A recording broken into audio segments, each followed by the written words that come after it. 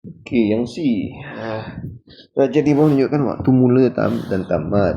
Okey, masih cek tempoh ni. Okey, lobak pakai keju. Mula 10.30 sampai sini. Mula sini. Okey, hitung jumlah tempoh yang diambil untuk buat 2 kek.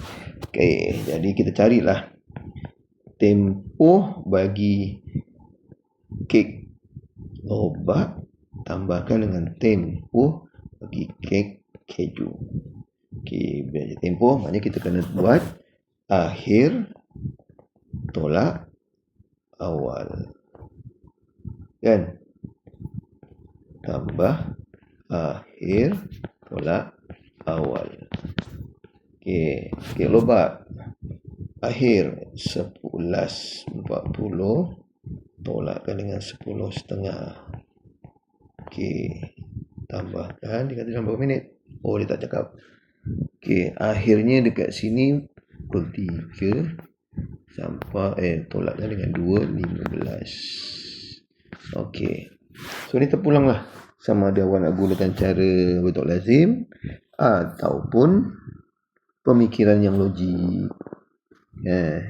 Okey, maksud cikgu macam ni.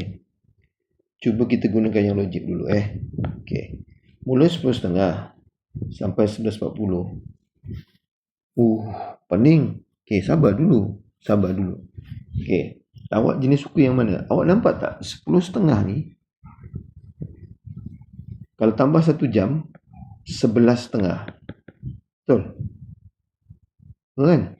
1 jam dah 1 jam. So 30 nak tambah jadi 40 berapa minit?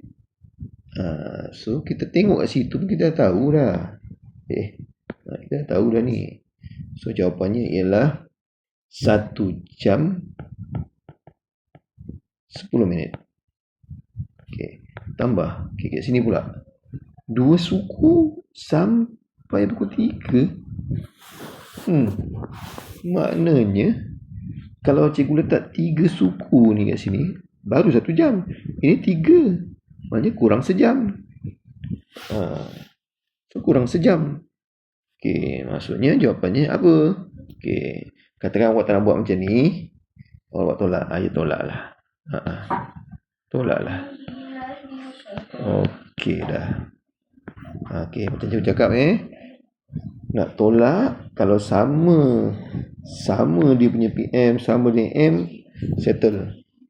Tapi kalau tak sama, hati-hati. Awak kena tukarkan kepada sistem 24 jam. Okey. So ni nak tolak. Sifar-sifar tak 5 tak boleh. Pinjam sebelah. Tengok 2 jam. Yang ini jadi 60. Tolakkan dengan 15. 60 tolak 15. Aduh, macam mana? Tolak macam biasalah kalau tak tahu. So jawapannya ialah 45. So kat sini ialah 45 minit. So gabungkan semuanya menjadi 1 jam 55 minit. Dah gitu. Okey, baru makan ni. 3. Kira ni. Kira rezeki lah ni. Kalau awak jawab sini sebab dia melibatkan waktu yang sama.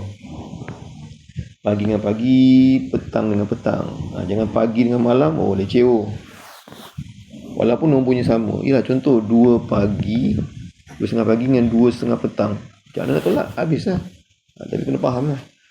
Okey, alhamdulillah.